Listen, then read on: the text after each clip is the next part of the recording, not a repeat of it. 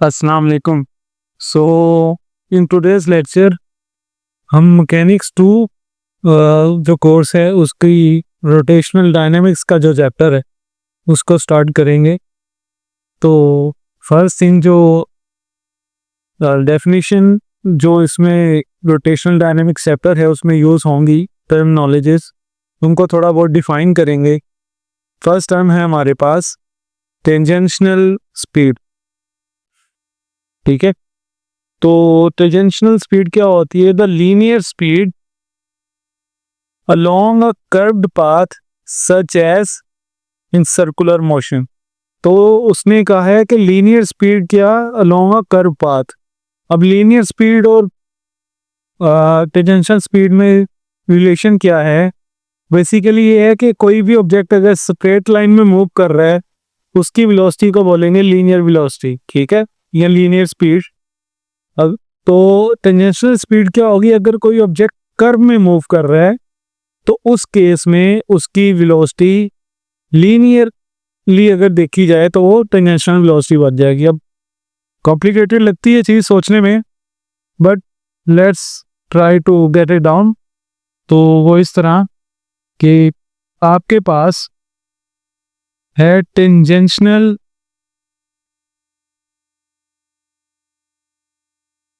Velocity. अभी है क्या, लेट्स से एक ऑब्जेक्ट है जो सर्कल में मूव कर रहा है, it could be any curve path. तो उसमें क्या है, एक ऑब्जेक्ट यहाँ पे है और ये इस तरह सर्कल में मूव करेगा। Let me draw the circle again. तो ये पॉइंट पी सर्कल में इस तरह मूव करेगा। अब हर पॉइंट पे जो ऑब्जेक्ट सर्कल में मूव कर रहे हैं उस पे फोर्स लगती है जिसको कहते हैं सेंट्रीपिटल फोर्स। ठीक है, ये उसका बन गया रेडियस। अब जो ऑब्जेक्ट है उसको ये वाली जो फोर्स है सेंट्रीपिटल फोर्स, ये बेंड कर रही है सर्कुलर पाथ में। वो जाना सीधा चाहता है लेकिन उसको क्या कर रही है, सर्कुलर पाथ में बेंड कर रही है। Let's say at some time T equal to T not और सम टाइम टी नॉट, आपका क्या होता है, ये जो रोप है या जिससे ये ऑब्जेक्ट मूव कर रहा है पॉइंट पी, वो ब्रेक हो जाती है। तो ऑब्जेक्ट क्या होगा, बजाय इसके कि सर्कल में मूव करे, ऑब्जेक्ट इस तरह सीधी डायरेक्शन में मूव करेगा। इस वेलोसिटी को बोलेंगे टेंजेंशियल वेलोसिटी। यानी कर्व पाथ में जो ऑब्जेक्ट की लीनियर वेलोसिटी होगी, अगर वो उस मोमेंट पे अपना मोशन स्टॉप करता है तो जो लीनियर डायरेक्शन में उसकी वेलोसिटी बनेगी वो टेंजेंशियल वेलोसिटी बनेगी। और टेंजेंशियल का मतलब क्या है कि रेडियस के परपेंडिकुलर। ये आपका सर्कल था, ये आपका पॉइंट था, और इसके बिल्कुल ऐसे परपेंडिकुलर अगर आप ड्रॉ करेंगे यानी एक टेंजेंट बनाएंगे तो उस वाली डायरेक्शन में जो वेलोसिटी ऑब्जेक्ट की बनेगी that will be tangential velocity. ठीक है, अब दूसरी टर्म आपके पास है दैट इज रोटेशनल स्पीड। इसको रोटेशनल वेलोसिटी भी बोलते हैं, रोटेशनल फ्रीक्वेंसी भी बोलते हैं, या एंगुलर फ्रीक्वेंसी भी बोला जाता है। सारी सेम चीज़ों के नया नेम है यहाँ पे। तो है क्या, वो कहता है number of rotations. Number of rotation से क्या मतलब, फ्रीक्वेंसी बन गई एक तरह की। और रेवोल्यूशंस, रेवोल्यूशन क्या होता है, एक सर्कल में मूव करना। एक ऑब्जेक्ट है वो इस पॉइंट ए से स्टार्ट हुआ, पूरा सर्कल करके और दोबारा जब ए पॉइंट पे आ जाएगा तो हम कहेंगे एक रेवोल्यूशन होगी, एक साइकिल कंप्लीट हो गया। ठीक है, उसको बोलेंगे रेवोल्यूशन। तो वो कहता है नंबर ऑफ रोटेशंस, रोटेशन और रेवोल्यूशन सेम सेंस में, पर यूनिट टाइम, यानी एक सेकंड में कितनी रेवोल्यूशन या रोटेशंस हो रही हैं वो कहलाएगी रोटेशनल स्पीड। ठीक है, अब इसका थोड़ा सा एडवांस कैलकुलेशन कर लेते हैं थोड़ी सी।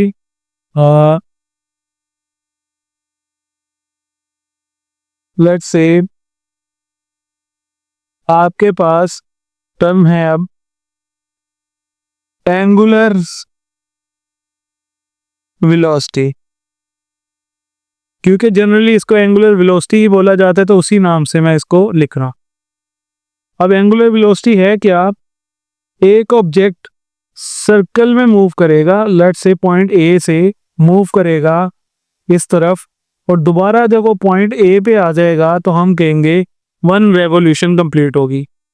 तो 1 रेवोल्यूशन बराबर हो जाएगी 2 पाई रेडियन के, क्योंकि वो बराबर हो जाएगा 360 डिग्री के, क्योंकि ये सर्कल में 2 पाई रेडियन होते हैं एंगल, और वो बराबर होता है 360 डिग्री। तो लेकिन हम काम करेंगे रेडियंस में। अब नेक्स्ट क्या होगा? उसने कहा number of revolutions per unit time. ठीक है, तो ये बन जाएगा 2 pi radian per unit time. अब यहां पे आपने एक बात नोटिस करनी है, यहां पे जो टी है वो मैंने कैपिटल लिखा। कैपिटल टी का मतलब होता है टाइम पीरियड। वो क्या? एक सेकंड, एक जो रोटेशन है आपकी कितने टाइम में होती है उसको बोलते हैं टाइम पीरियड। ठीक है, तो ये बन जाएगी आपका ओमेगा। ये ओमेगा यहाँ एंगुलर वेलोसिटी। तो ओमेगा का यूनिट क्या बन गया? रेडियन पर सेकंड या रेवोल्यूशन पर सेकंड। ठीक है, दोनों इसी के यूनिट बन गए। और दूसरा इसका फॉर्मूला भी लिख लेते हैं। ओमेगा हमने बताया 2 पाई बाय टी। अब हमें पता है कि जो 2 पाई इंटू 1/t अगर इसको लिखें तो 1/t आपका क्या होता है? फ्रीक्वेंसी होता है। ठीक है, ये वाला जो एफ है that is linear frequency,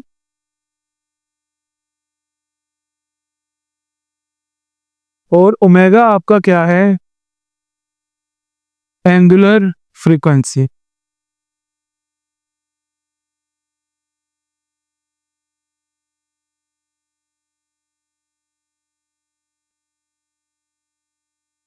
okay, आगे आपके पास आ जाता है रोटेशनल इनर्शिया। इसका और नाम होता है मोमेंट ऑफ इनर्शिया। आपने इसको ज्यादातर मोमेंट ऑफ इनर्शिया के नाम से ही जानना है। तो वो कहेगा the property of an object that measures its resistance to any change in its state of rotation. ठीक है, जैसा आपका इनर्शिया होता है ना, कि जो मोशन में या रेस्ट की जो स्टेट है उसकी ऑब्जेक्ट उसको रेजिस्ट करता है, उसी तरह मोमेंट ऑफ इनर्शिया या रोटेशनल इनर्शिया क्या होता है? ऑब्जेक्ट को रोटेशन की स्टेट में से रेस्ट पे आने या रेस्ट से रोटेशन की स्टेट में आने के लिए रेजिस्टेंस देता है। वो कहते हैं कि जिस स्टेट पे आप हैं उसी स्टेट पे रहें, जैसे कि यहाँ पे लिखा गया है if at rest the body tends to remain at rest, यानी अगर बॉडी रेस्ट पे है तो रेस्ट पे रहना चाहेगी, और अगर रोटेट कर रही है तो वो रोटेट करती ही रहना चाहेगी अनलेस के उस पर कोई एक्सटर्नल फोर्स या फोर्स लगे। अब क्योंकि रोटेशनल बात कर रहे हैं सारी, तो फोर्स को आपने वर्ड टॉर्क से रिप्लेस कर दी। ठीक है, तो जो काम लीनियर मोशन में फोर्स करती है, रोटेशनल मोशन में सेम काम आपका टॉर्क करती है। अब इसको भी लिख लेते हैं थोड़ा सा। That is moment of inertia. अब मोमेंट ऑफ इनर्शिया क्या है?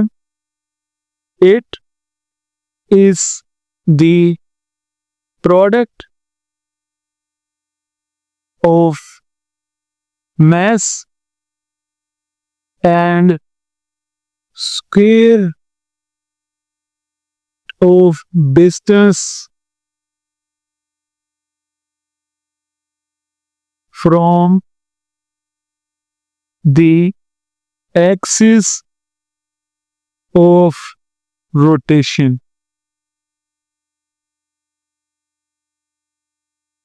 अच्छा, अब आ जाता है किसका डिस्टेंस।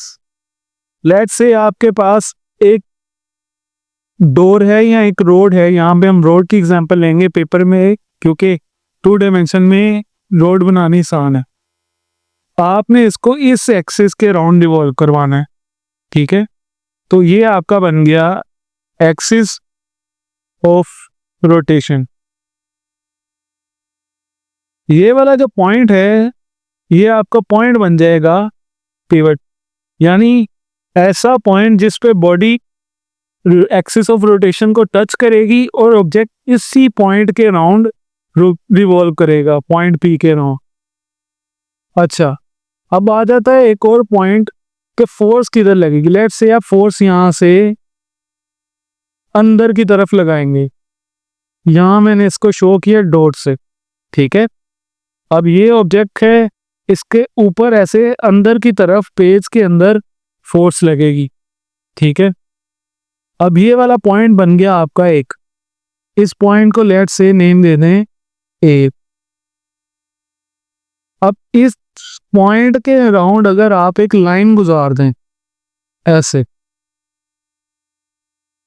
ऐसे इसके अंदर से, इस लाइन को बोलेंगे line of action of force, ठीक है। तो आपका डिस्टेंस किन चीजों के दरमियान है, पिवट और लाइन ऑफ एक्शन के दरमियान जो डिस्टेंस है ना, लेट्स से इसको हम कहते हैं आर।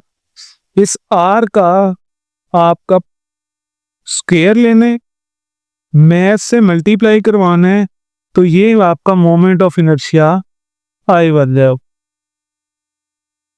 ठीक है। तो अब जो टॉर्क है that is very much similar to this. तो उसमें आपने बस ये एक चीज याद रखनी है कि ये जो आर डिस्टेंस था ये वाला, इस आर डिस्टेंस का एक स्पेशल नेम है, इसको कहते हैं मोमेंट आर्म।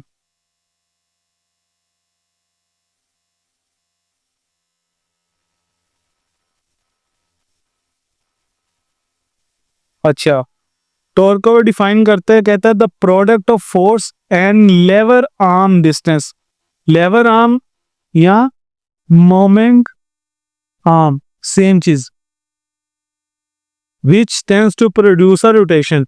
मैंने जैसे बोला था कि फोर्स जो होती है एफ,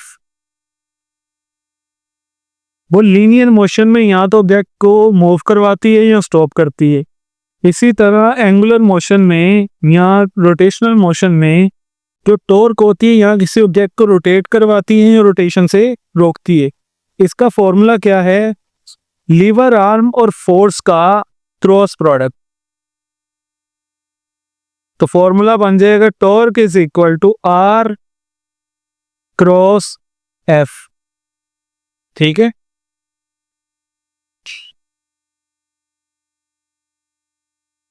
आगे बेटा आपके पास एक डेफिनेशन आ जाती है,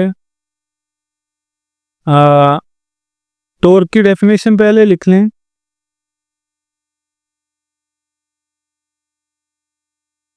उसमें चीजें क्लैरिफाई हो जाएंगी कुछ।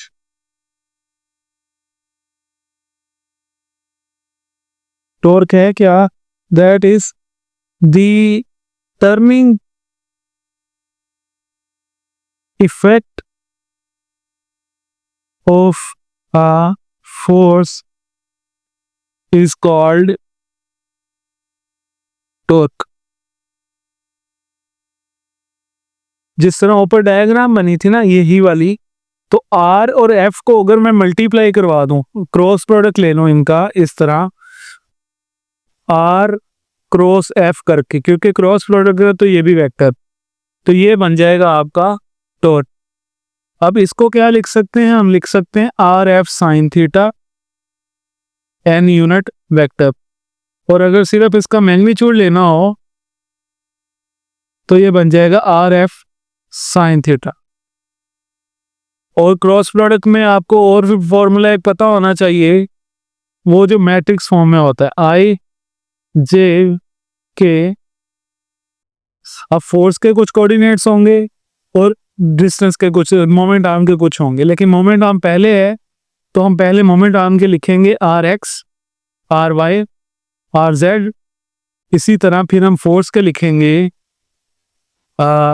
F X F Y F Z. तो ये आपका 2-3 फॉर्मूले बच जाएंगे टॉर्क को सोल्व करने के।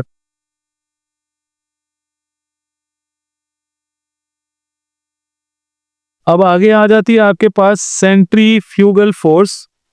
वो कहता है an outward force experienced in a rotating frame of reference, it is a fictitious in the sense that it is not part of an interaction but it is an apparent force in itself, a result of rotation with no reaction force counterpart। देखें बहुत complicated और बहुत काफ़ी new words आपके लिए सामने आए होंगे। तो सबसे पहले कहता है the outward force experienced in a rotating frame of reference. ठीक है, let me get that, of course। अब हम बात कर रहे हैं सेंट्रीफ्यूगल फोर्स की। अच्छा, आपने ये तो पता है आपको कि एक फोर्स होती है सेंट्रीपिटल फोर्स जो कि ऑब्जेक्ट को सर्कल में मूव करवाती है।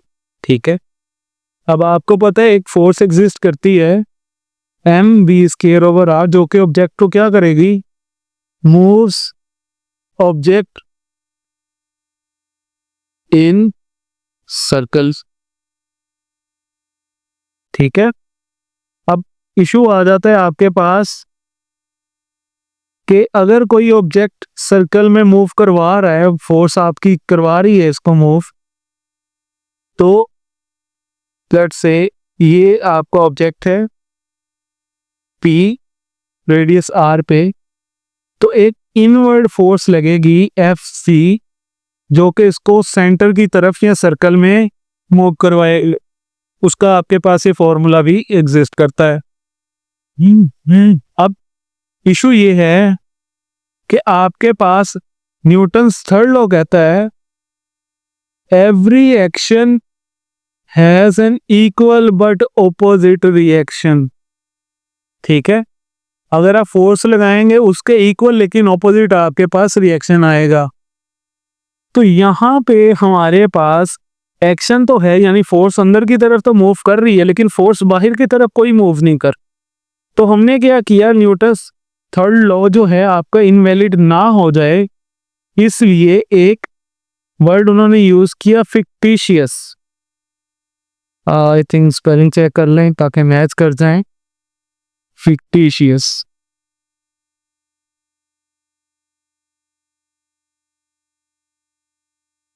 एक फिक्टिशियस यानी बनावटी फोर्स बनाई गई, उसको नाम दिया गया सेंट्रीफ्यूगल फोर्स।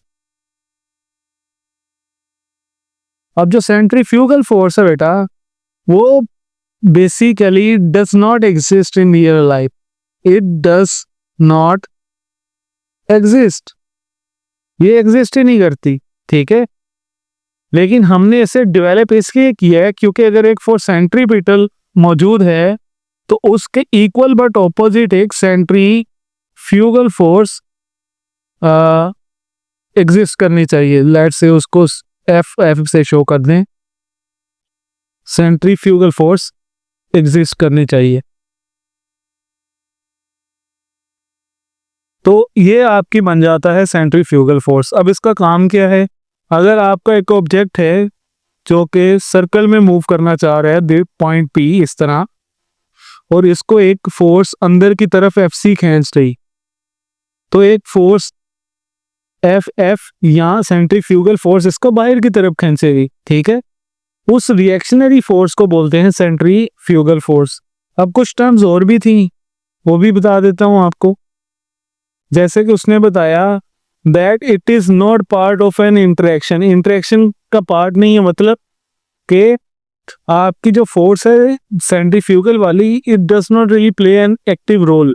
तो क्योंकि ये एग्जिस्ट नहीं करती तो आप इसे कैलकुलेट वगैरह नहीं करते ना, इसका इतना ध्यान रखते हैं। आगे but it is an apparent force in itself, लेकिन ये है कि इसका प्रेजेंस ज़रूरी है ताकि आपकी जो न्यूटन्स के लॉ है या फिजिक्स है वो वैलिड रहे सिस्टम की। उसने कहा रिजल्टेंट ऑफ रोटेशन, ये रोटेशन की वजह से एक रिजल्टेंट है, यानी रोटेशन इसे पैदा करती है, यानी टॉर्क इसे पैदा करेगी, और इसका कोई रिएक्शन फोर्स काउंटर पार्ट नहीं है। यानी सेंट्रीपिटल फोर्स ऑब्जेक्ट को सर्कल में मूव करवाती है ना, तो उसका रिएक्शन नहीं है। तो रिएक्शन फिर हमने खुद ही से इन्वेंट कर लिया सेंट्रीफ्यूगल के नेम से। आगे आगे बेटा आपके पास एंगुलर मोमेंटम, वो कहता है the product of a bodies rotation, the product of bodies in rotational inertia and rotational velocity about a particular axis।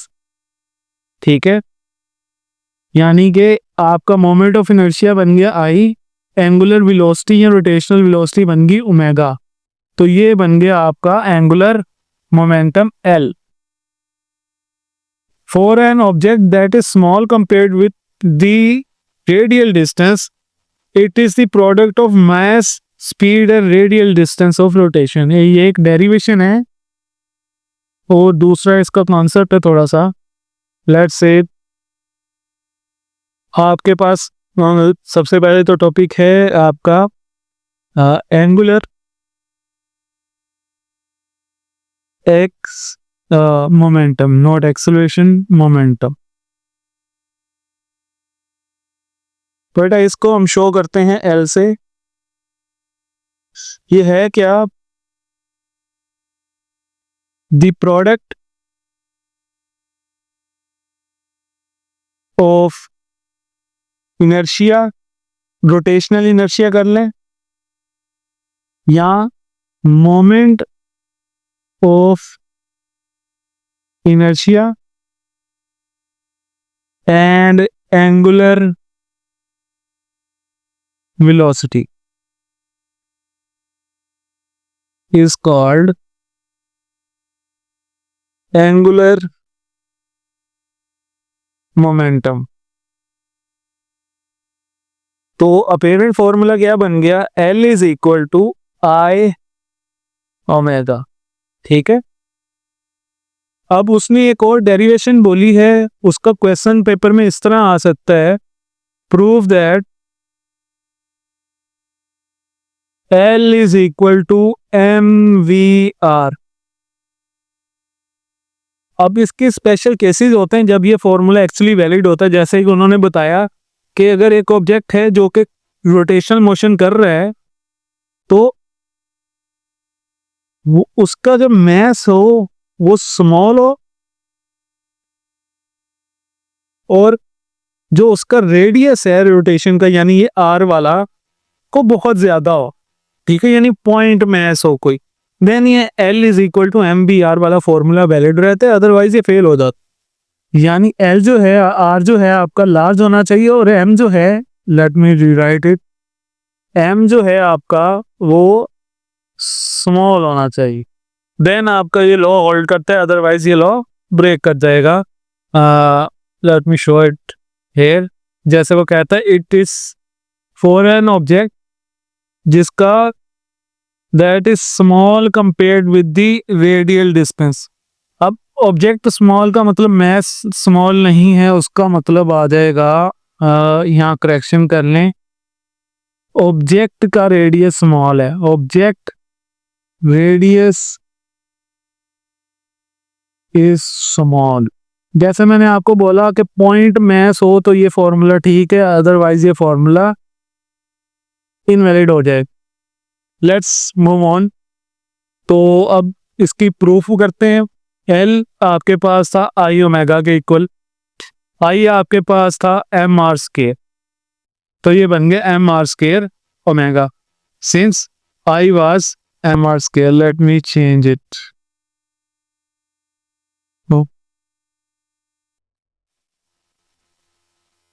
Since I was M R square. अच्छा, अब आपके पास एल बन गया एम आर स्केयर ओमेगा। अब आपको बेटा एक और फॉर्मूला याद रखना पड़ेगा, ये बाद में हम कर लेंगे। v is equal to R omega होता है, तो ओमेगा का आंसर बन जाएगा v ओवर आर। तो इसका क्या मतलब बन गया, L is equal to M R square V square over R square. एक मिनट, यहाँ पे आर स्केयर है, ओके। सो यहाँ पे आपके पास अकेला v है तो बन जाएगा v over r, something like this, ठीक है। क्योंकि मेगा स्केयर नहीं था, सिर्फ मेगा था तो मैंने स्केयर कर दिया। L बन गया एम आर स्केयर, r से r का स्केयर कैंसिल करेंगे, इस तरह लिखने चाहे तो बन जाएगा एम आर की पावर 2 माइनस 1 v। तो L बन जाएगा आपके पास एम आर वी, यहाँ L is equal to M R V. जैसा कि मैंने पहले लिखा था, L is equal to M V R, तो आपका प्रूफ हो जाएगा, हेंस प्रूव्ड, आपका ये रिजल्ट आता है।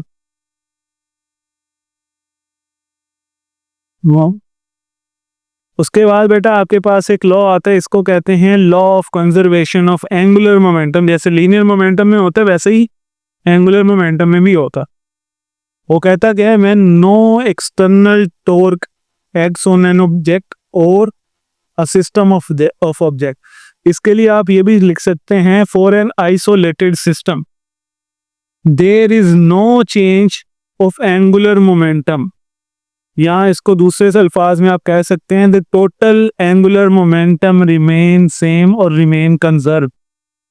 Hence the angular momentum before an event involving an only internal torque is equal to angular momentum after the event। यानी angular momentum before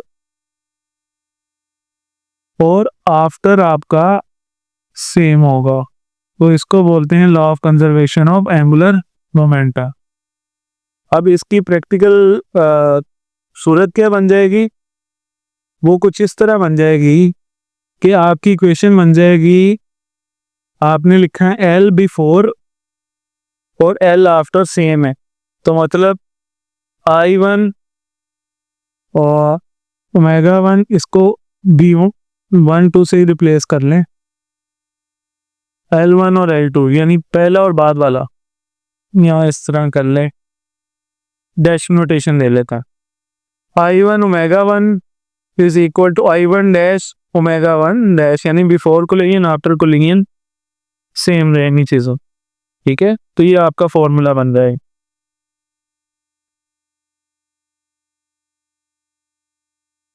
आगे आपके पास topic centre of mass, very important topic है, लोग skip कर जाते हैं क्योंकि थोड़ा सा मुश्किल है समझना और समझाना भी, तो ट्राई करेंगे कि वी गेट इट राइट, ठीक है। तो सेंटर ऑफ मास क्या है, the average position of the mass of an object. The centre of mass moves as if all the external forces acting at this point, ठीक है। अब average position of the मास, तो उसका क्या मतलब बना, आसान अल्फाज में बोलें तो सेंटर ऑफ मास का मतलब बन जाएगा सेंटर ऑफ मास, इसको CM भी शो करते हैं। इसका मतलब बनेगा आपके पास कि a point where all the mass of the object appears to act. यानी क्या मतलब, लेट्स से आपके पास एक रेक्टेंगुलर बॉक्स है, अब आपने क्या करना है, इसका centre of mass let's say इसके सेंटर में एग्जिस्ट करता है, this point is its centre of मास। अगर आप एक फोर्स लगाएं इस पॉइंट पे, इस पॉइंट पे, इस पॉइंट पे, इस पॉइंट पे, और फाइनली एक फोर्स लगाएं इस पॉइंट, ठीक है। अब इन फोर्सेस को नाम दे ले F1, F2, F3, F4 और इसको नाम दे दें FCM, ठीक है। अब होगा क्या कि जो आपका ऑब्जेक्ट है उस पे अगर आप सारी forces F1 plus F2 plus F3 plus F4 equal to FCM करके एक्ट करवा दें इस पॉइंट पे, सेंटर ऑफ मास पे, तो सेम रिजल्टेंट मोशन आएगा आपके पास। ठीक है, तो यानी दूसरे अल्फाज में बोले तो कलेक्टिव इफेक्ट आएगा आपके पास ऑब्जेक्ट का। ठीक है, तो कलेक्टिव इफेक्ट इस तरह कि आपका पूरा जो था ये शीट सी या रेक्टेंगुलर ग्रिड सा था, जो भी आपका ऑब्जेक्ट था, अगर आप इसके सेंटर ऑफ मास पे फोर्स लगा देंगे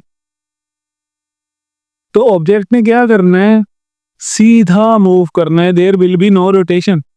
तो ठीक है, ये भी एक कंडीशन है सेंटर ऑफ मास की कि जब सेंटर ऑफ मास पे फोर्स FCM लगेगी, it does not produce any torque, तो ऑब्जेक्ट में सिर्फ ट्रांसलेशनल मोशन होता है। ठीक है, इसकी एग्जांपल होती है बेटा, आपने स्नूकर खेली होगी या सुना होगा या देखी होगी, उसमें जब आप जो स्टैगर होता है, ये वाइट बॉल होती है, उसको हिट करते हैं पॉन डेड सेंटर, उसके जैसे ये स्फेयर हो, ये वो वाइट बॉल है और आप इसके बिल्कुल सेंटर में हिट करते हैं, तो ये ऑब्जेक्ट बिल्कुल सीधा मूव करता है, रोटेट नहीं कर रहा होता उस टाइम पे। तो आपने क्या किया, इसके सेंटर ऑफ मास पे हिट कर दिए, तो उसने डेफिनेशन बोली क्या है, तो दोबारा पढ़ते हैं, average position of the mass of an object. ठीक है, यानी कि ऑब्जेक्ट आपका रैंडमली डिस्ट्रीब्यूटेड है।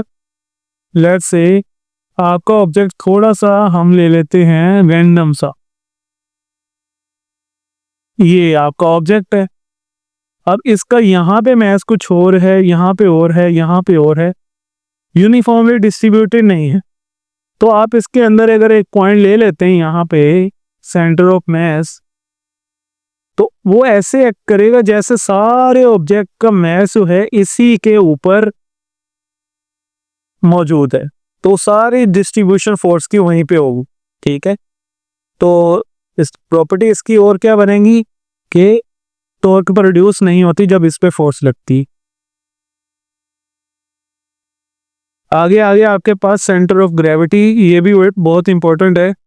वो कहते हैं the average position of weight और a single point associated with an object where the force of gravity can be considered to act.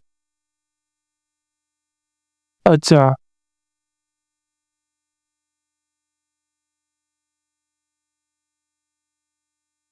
एक और पॉइंट जो सेंटर ऑफ मास में इंपॉर्टेंट था, वो लास्ट लाइन थी, कहता है the centre of mass moves as if all external forces active at this point. जैसा कि मैंने आपको बोला यहाँ पे कि जब आप FCM लगाएंगे, वो बेसिकली सारा सम है फोर्सेस का, तो वो ऑब्जेक्ट जो सेंटर ऑफ मास है वो ऐसे मूव करेगा जैसे हर फोर्स उसी पे इंडिविजुअली एक्ट की गई है, तो उसका सम जैसे F1 F2 F3 F4 है, वो उसके ऊपर एक्ट किया है, उसको ऐसे फील होगा, वो मोशन ऐसे देगा आपका। ठीक है, तो आपके ऑब्जेक्ट का कलेक्टिव मोशन आपने स्टडी करना होता है, आप सेंटर ऑफ मास को स्टडी करते हैं। अब सेंटर ऑफ ग्रेविटी क्या है, एक ऐसा पॉइंट है ऑब्जेक्ट का, centre of gravity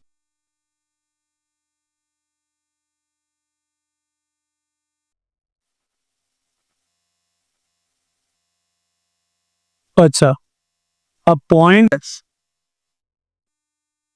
where all of the weight of the object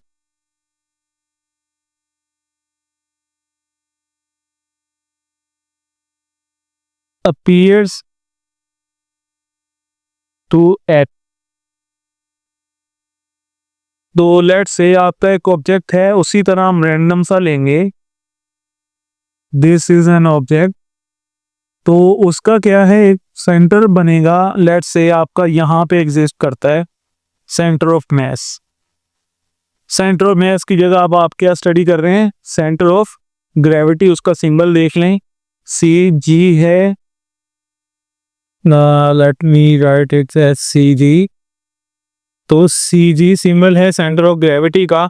तो ऐसा होगा कि इसके ऊपर हमें फील होगा कि सारा जो इसका वेट है ऑब्जेक्ट का एम जी, वो नीचे की तरफ एक्ट कर, इस पॉइंट के ऊपर वो नीचे की तरफ ऐसे एक्ट कर रहा हो। तो ऐसा पॉइंट जो बेसिकली हमें कलेक्टिव वेट दे पूरे ऑब्जेक्ट का, उसको बोलेंगे centre of gravity. Next move करते हैं, आ गया इक्विलिब्रियम। अब इक्विलिब्रियम क्या है? वो कहता है the state of an object when not acted upon by net force और नेट टॉर्क। तो इससे अच्छी डेफिनेशन बना सकते हैं हम। अच्छा, लेट्स से डेफिनेशन हम करना चाह रहे हैं इक्विलिब्रियम की। वो क्या बनेगी? द स्टेट ऑफ रेस्ट और यूनिफॉर्म वेलोसिटी और स्पीड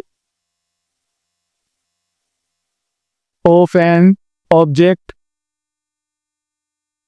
इज कॉल्ड इक्विलिब्रियम। यानी यहाँ तो आपका ऑब्जेक्ट जो है वो रेस्ट पे हो। दो कंडीशन दी हैं, यहाँ तो ऑब्जेक्ट नंबर 1 रेस्ट पे हो, नंबर 2 यूनिफॉर्म वेलोसिटी से मूव कर रहा हो।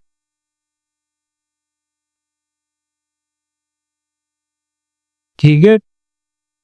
अच्छा, अब इसी की कंडीशंस बन जाती हैं कंडीशंस ऑफ इक्विलिब्रियम।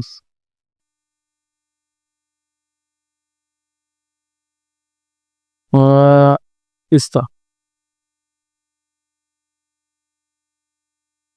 इक्विलिब्रियम की बेटा सिर्फ दो कंडीशंस हैं। Number 1, sum of all forces must be 0। Number 2, sum of all torques must be 0। यानी कि ऑब्जेक्ट जब सम ऑफ ऑल फोर्सेस 0 होगा तो there will be no translational motion, यानी लीनियर मोशन नहीं होगा। जब सारी टॉर्क 0 होंगी, नो रोटेशनल मोशन। तो बेसिकली आप कहना चाहते हो कि अगर एक ऑब्जेक्ट ना तो लीनियर मूव करे ना हो रोटेशनल मूव करे, यानी ना सीधा मूव करे ना रोटेट करना शुरू कर दे, तो हम कहेंगे ऑब्जेक्ट आपका इक्विलिब्रियम में है। अब उसकी दो कंडीशन है, या तो ऑब्जेक्ट मूव ही ना करे, या अगर मूव उसने करना है तो यूनिफॉर्म वेलोसिटी से मूव करे। क्योंकि अगर ऑब्जेक्ट यूनिफॉर्म वेलोसिटी से मूव कर रहे हैं उसका होगा एक्सेलरेशन 0। ऐसा ही है। तो न्यूटन सेकंड लॉ है F is equal to m में को फोर्स आपकी क्या हो जाएगी? 0। अगर ऑब्जेक्ट रेस्ट पे है तो वेलोसिटी आपकी 0 है, यानी कांस्टेंट है। तो एक्सेलरेशन आपका गेन क्या हो जाएगा? 0। तो फोर्स फिर क्या हो जाएगी? 0। अगर आपकी फोर्सेस 0 हैं तो जाहिर सी बात है जो टॉर्क है that is R cross F। या फिर अगर मैग्नीट्यूड देखना है सिर्फ टॉर्क बन जाएगा RF साइन थीटा। तो व्हेन F इज 0 तो ऑब्वियसली टॉर्क भी आपकी 0 होगी। तो ऑब्जेक्ट दोनों केसेस में आपका इक्विलिब्रियम स्टेट को होगा। अब लास्ट आपकी डेफिनेशन हम पहले एक बार डिस्कस कर चुके हैं, दोबारा से बता देता हूं कि a force directed towards the fix point usually causes a circular motion. यानी एक ऐसी फोर्स है जो कि सेंटर के टुवर्ड्स एक्ट करेगी और ऑब्जेक्ट को सर्कल में मूव कराएगी या सर्कुलर पाथ में मूव करवाएगी। Thank you.